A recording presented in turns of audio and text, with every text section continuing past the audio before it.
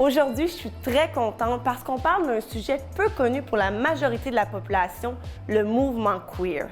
Dans les années 70-80, la communauté gay et lesbienne se faisait insulter de queer, qui signifie étrange, bizarre. La communauté a décidé de se réapproprier le mot en s'auto-proclamant queer pour dénoncer les injustices sociales et la vision hétérosexuelle de nos sociétés. Depuis ces années, le mouvement continue de défendre le libre choix des comportements et des différences et il remet en question toutes ces constructions sociales qui donnent des étiquettes à tous les individus. Allons donc découvrir de plus près ce mouvement.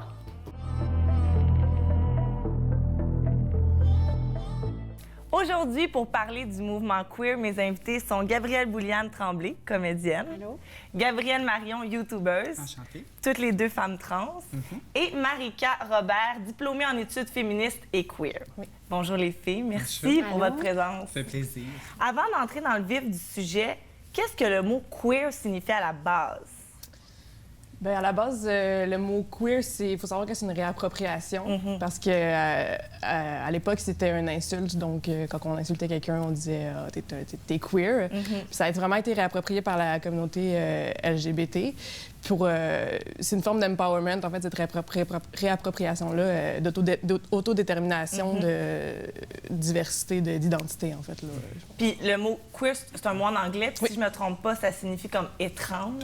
Oui, c'est ça. À la base, ça signifiait ça, mais ça a pris une toute autre tournure avec les années, là, finalement. Puis quelles sont les théories du mouvement queer? Il y en a plusieurs. C'est sûr que ça se concentre vraiment sur la théorie du genre. Fait que c'est le renversement là, de ce qu'on peut penser du genre. Fait que c'est de séparer le sexe du genre, finalement. Donc, le sexe, c'est vraiment un concept biologique. Le genre est vraiment un concept qui est plus social. Fait qu'on défend que c'est construit socialement, puis que à la base, quand on naît, on nous donne un sexe. Mais il faut comprendre que c'est pas nécessairement associé au genre à laquelle on s'identifie, finalement. Ouais. Et j'avais une question un matin. Est-ce qu'il y a une différence entre l'identité sexuelle et le genre ou ça signifie la même chose? Ça signifie pas la même chose. Non? OK. Quelle est la différence? L'identité sexuelle, tu veux dire l'orientation sexuelle? Non, vraiment l'identité sexuelle. Ah, je pense que c'est la même chose.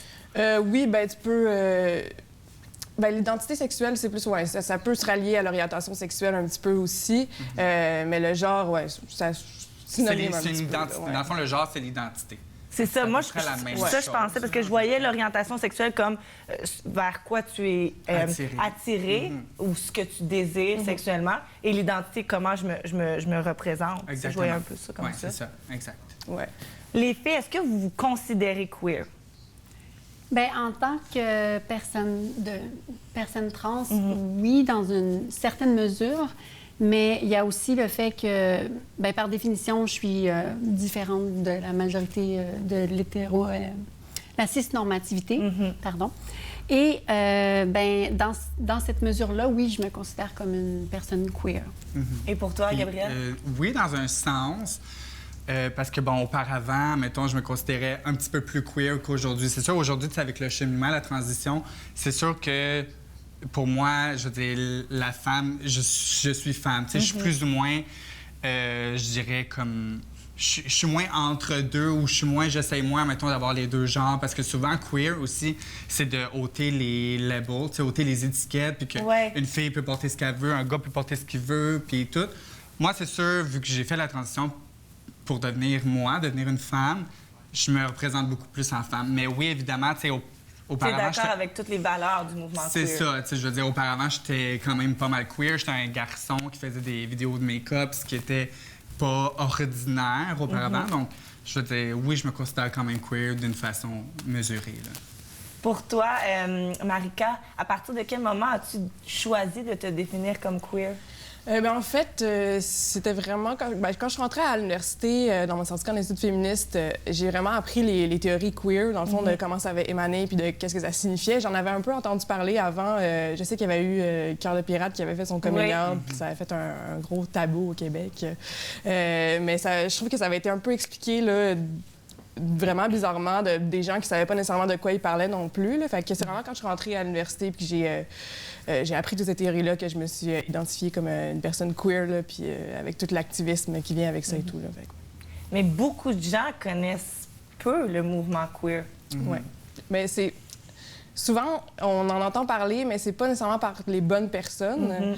Fait qu'il y a des gens qui s'approprient ce terme-là, ce mouvement-là, puis qui en parlent un peu de la mauvaise façon, puis sans savoir vraiment d'où ça vient, puis qu'est-ce que ça signifie. Fait que ça peut un peu biaiser l'information sur ça, je pense, par rapport aux gens. Là.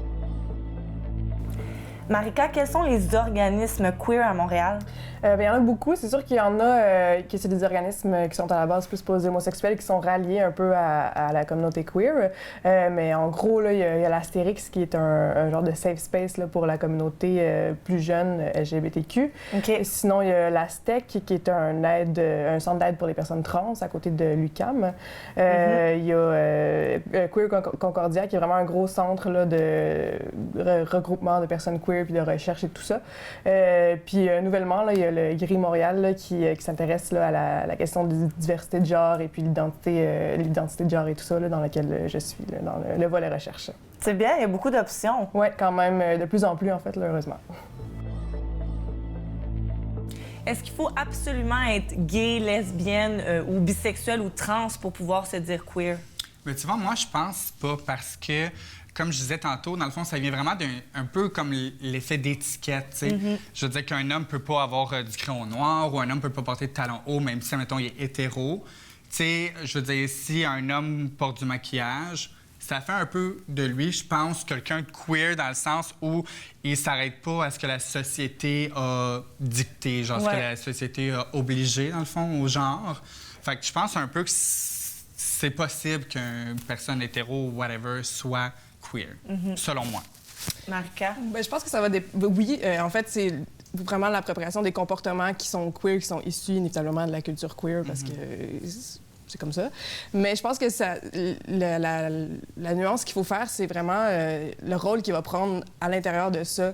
Si tu es un homme cis hétérosexuel qui veut être dans la communauté queer, bien, il faut prendre en considération que tu es quelqu'un qui est privilégié, qui a plus de privilèges que la plupart des gens dans cette communauté-là. Fait que tous les actes que tu vas prendre ou la parole que tu vas prendre, bien, il va falloir que tu prennes conscience il va falloir que probablement que tu donnes ta place à plusieurs endroits parce qu'il y a des gens qui ont moins de privilèges que toi puis qui sont là pour justement être en communauté avec des personnes marginalisées. Fait que c'est vraiment par rapport au rôle, je pense, d'allié, vraiment être sûr que tu prennes bien ton rôle d'allié à l'intérieur de ça sans prendre la place qui t'est pas nécessairement due. Oui, parce que veut pas, comme tu dis, il vit pas les problématiques que peut vivre cette communauté-là dans le concret, dans le quotidien. Oui, c'est ça.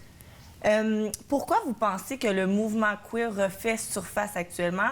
Ou du moins, pourquoi on en entend plus parler? Bien, moi, je pense en fait que c'est parce que c'est nécessaire. C'est nécessaire de voir qu'il y a différentes réalités. Et aussi, justement, pour informer les gens sur ces réalités-là, parce que l'ignorance apporte souvent la violence ou la crainte, la peur. Fait que c'est vraiment d'informer les gens, puis de montrer, dans le fond, que plus il y a de catégories, moins il y en a à quelque part. Que, dans le fond, ça devient plus banalisé, normalisé. Ouais. D'accepter qu'on est tous différents. Oui, c'est ça. Gabrielle, à ton avis? Bien, je pense pas mal la même chose que Gabrielle. Tu sais, vraiment, dans le fond, c'est sûr que de nos jours, la société s'ouvre de plus en plus, veut pas, les mentalités avec changent. c'est ça, puis avec toutes les personnes aussi qui font des changements ou qui sont là vraiment pour se battre pour faire une différence quand même. Je pense juste que comme on est dans un ère où la différence devient normale dans un sens, c'est sûr qu'il va toujours avoir des différences qui, pour des gens, ne seront pas normales.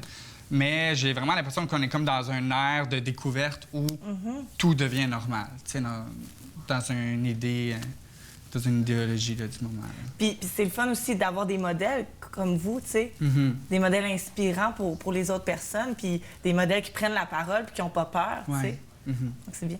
Merci. Marika? Ben, je pense que ça refait surface parce que souvent on entend les gens dire on dirait que les personnes trans, les personnes queer, ça n'existait pas avant. Je ne sais pas pourquoi c'est arrivé comme ça d'un coup, mais ça a toujours existé, ça a toujours eu lieu.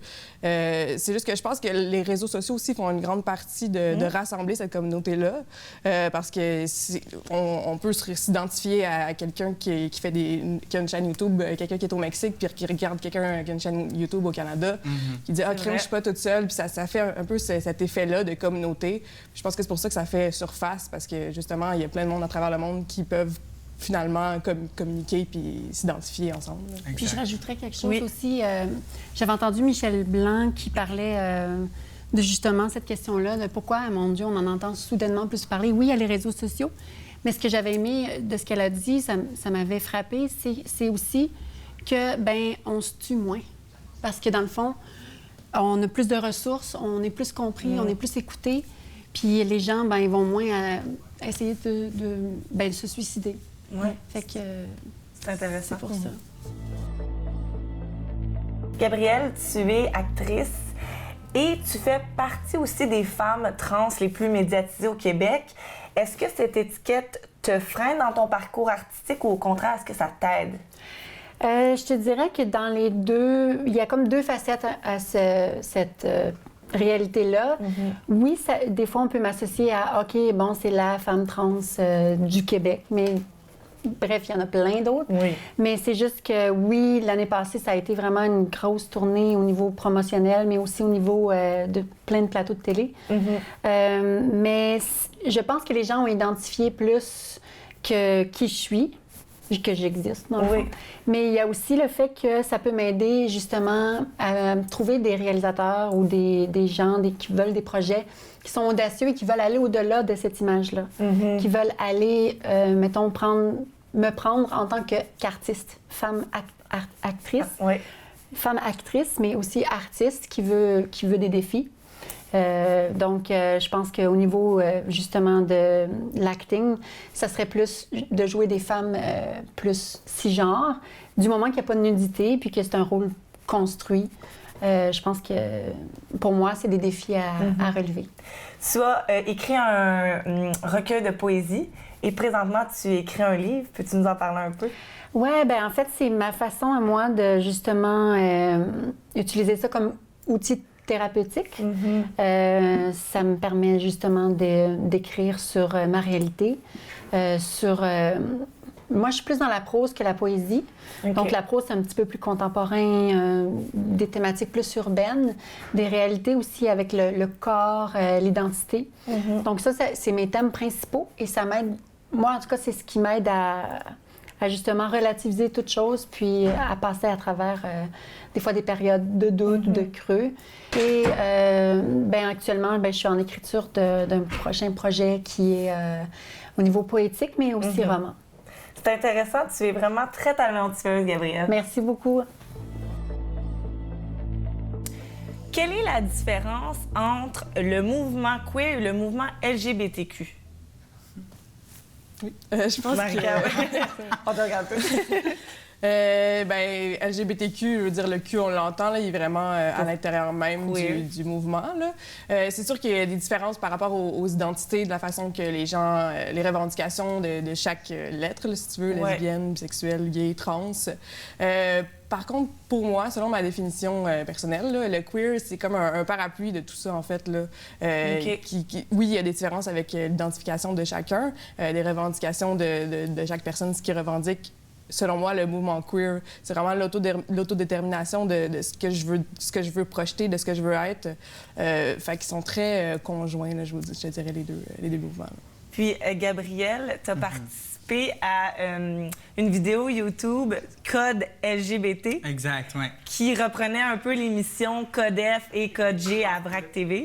Parle-nous un peu de la genèse de ce projet-là. Bien, je te dirais encore là, justement, c'était un peu plus un projet. Tu sais, c'était LGBTQ, mais ça mettait beaucoup l'emphase sur le Q, sur le queer, parce qu'il y avait, je veux dire, tout genre de personnes. Il y avait des hommes hétérosexuels, homosexuels. Fait que c'était vraiment comme très LGBTQ, mais très queer, dans le sens où tout le monde parlait un peu de leur sexualité, tu sais, ouverte ou fermée ou whatever.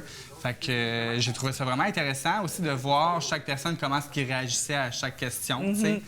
Puis non, c'est vraiment le fun à faire. C'était très, très intéressant. Ouais. Quand j'ai vu, j'ai fait « Ah, j'ai adoré le concept. » Ouais, non, mais c'est ça. C'est un concept assez le fun. Puis justement, ça montre un peu plus d'ouverture, tu sais. Comme on fait code F, code G, mais pourquoi pas, tu sais, code queer ou whatever, tu sais. Gabrielle, de quelle manière dans ton quotidien tu défends la cause queer ou la cause LGBTQ? Bien, c'est en prenant parole dans les médias, mais aussi dans mon entourage direct, mettons, des gens qui ne sont pas nécessairement informés. Je fais plus, c'est ça, leur donner des réponses à leurs questionnements, tout ça. C'est vraiment aussi quand il y a des situations d'injustice, ben justement de faire valoir nos droits puis respecter ça aussi, le respect. Et au niveau politique ou institutionnel, quels sont les changements que la communauté queer revendique? Je pense que c'est vraiment la reconnaissance, en fait, d'être reconnu. Autant, aussi banal qu'un formulaire de passeport, d'accepter le troisième genre, ou dans les services à l'hôpital, que les personnes trans ou les personnes intersexes n'aient pas à débourser des frais quand même assez élevés pour avoir accès à des services, juste parce qu'ils sont différents de la norme. C'est juste vraiment la reconnaissance dans tous ces systèmes-là aussi, autant dans l'éducatif qu'on apprenne à l'école qu'une famille, c'est pas seulement un papa puis une maman puis des enfants. Puis d'ailleurs, je sais que les cours d'éducation sexuelle vont revenir dans les écoles. J'espère que ça va être un des volets du programme. Et au niveau des toilettes publiques, qu'est-ce que la communauté queer revendique? Bien, je pense que c'est assez simple. C'est seulement d'arrêter de séparer toujours hommes-femmes, puis d'arrêter de toujours devoir faire un choix quand tu arrives aux toilettes d'aller dans homme ou femme ou de te faire regarder croche parce que tu rentres pas dans le cadre esthétique de l'homme quand tu es dans la toilette de l'homme ou vice-versa. Donc, c'est vraiment ça, je pense, le débat en ce moment. Je sais pas. Oui, c'est vrai, tu as raison. Ouais. Gabrielle, tu as une chaîne YouTube. Quelles sont les valeurs que tu souhaites transmettre à tes abonnés? Bien, en fait, j'essaie vraiment de leur montrer que c'est important d'être eux-mêmes, d'être libres de faire ce qu'ils veulent, d'être qui ils veulent, puis que c'est possible aussi de le faire. Puis je leur montre vraiment que c'est important de s'instruire dans l'idée où je documente vraiment ma transition au complet sur ma chaîne YouTube. Fait que de cette façon-là, j'essaie de leur montrer ce qui est possible, que je suis quelqu'un de normal aussi, puis que je vis la même chose que les autres. Tu donnes de l'information en même temps. C'est ça, exactement. Fait que les gens qui sont pas nécessairement dans ma réalité, mais qui veulent savoir, qui veulent apprendre, bien, c'est une bonne façon de l'apprendre sans non plus aller voir un docteur, un médecin ou whatever, tu sais. Puis comment ton processus créatif se traduit avec tes vidéos? Est-ce que tu dois publier une vidéo par semaine? Oui, c'est ça. Je publie une vidéo par semaine. Puis je te dirais que je fais ça assez de façon réelle. Tu sais, je me fais pas de script, j'écris pas ce que je veux dire. Je prends le sujet, puis je parle comme je veux, je montre ce que je veux. Puis après ça, je vais couper au montage ce que je veux pas montrer, mais j'essaie le plus possible d'être réel dans ce que je fais. Bien, allez suivre Gabrielle Marion sur YouTube! On a toujours bien compris l'aspect biologique de la sexualité qui est la reproduction, mais on commence à voir la sexualité aussi comme un acte fondamentalement social. Cette nouvelle vision pourrait engendrer quelles répercussions sociales? Est-ce que ça pourrait réduire le concept d'hétéronormativité dans notre société?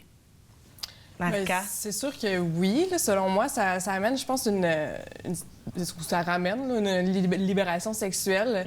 Qu'on arrête de focusser comme quoi que les relations sexuelles amènent à la reproduction. Ça peut amener aussi au plaisir, au désir de la personne qui pratique la relation. Puis c'est ça, je pense que ça amène vraiment une liberté à chacun là, de qu'est-ce que je veux vraiment dans une relation sexuelle puis qu'est-ce que je ne veux pas dans une relation sexuelle. Puis inévitablement, ça va détruire ce concept-là d'hétéronormativité parce que la reproduction naturelle, c'est un homme et une femme, mais les relations sexuelles peuvent être de tout genre et tout désir selon la personne qui le fait. Là. Ça peut aider pour les gens plus conservateurs de peut-être au moins leur faire accepter la diversité sexuelle, peut-être. Oui, d'arrêter de mettre le lien reproduction plutôt avec l'acte sexuel, ce qui n'est pas du tout le cas présentement socialement parlant. Là, non, exact. Tu sais, quand on y pense, dans l'ancien temps, on a tellement, surtout à cause de la religion, inculqué aux gens que la sexualité, c'était seulement pour la reproduction, mais dans le fond, il y a tellement d'autres aspects important dans la sexualité, tu sais, d'entrer en contact avec les gens, de se sentir aimé, de bâtir son estime, veut pas, tu sais. Ouais, je pense que ça construit des relations sexuelles aussi plus saines parce qu'il y a des femmes et des hommes qui font vraiment ce qu'ils désirent et non qu'est-ce qu'ils doivent faire selon ce que la société dit qu'ils doivent faire. Là. Gabrielle, avant de conclure. Bien, c'est aussi que ça enlève un stress de plus, je pense, à tout le monde pour justement célébrer aussi nos corps comme on l'entend. Effectivement. Au niveau politique et institutionnel, quels sont les changements que la communauté queer revendique? Moi, je peux y aller avec une anecdote toute récente au niveau d'un homme trans qui a eu à avoir recours aux soins médicaux. OK. Il s'était fait opérer, dans le fond, à Drummondville, mais son hystérectomie, il y a eu des complications, mais là, il était à Montréal. Et ça l'a fait en sorte que les gens de Montréal n'ont pas voulu en prendre soin parce qu'ils disaient c'est pas nous, le médecin, qui t'a opéré.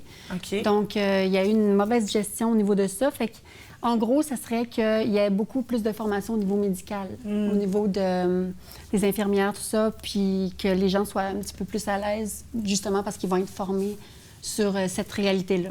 Donc, ça serait dans les cégeps, dans les universités, de mieux les former, les peut-être. outiller, c'est ça, pour qu'ils soient aptes, quand il y a des urgences comme ça, à répondre et pas compliquer les situations. Les deux, Gabrielle, est-ce que c'est difficile de faire changer les mentalités et de faire comprendre aux gens que notre sexe biologique ne définit pas nécessairement notre genre ou notre identité sexuelle?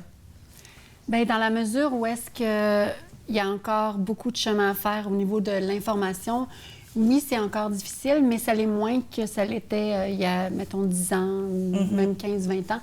Fait que moi, je suis vraiment confiante au niveau de, justement, de l'acceptation des gens puis de la compréhension aussi, que les gens vont vraiment être à l'aise de poser des questions sans blesser les gens puis tout ça. Fait que... En effet.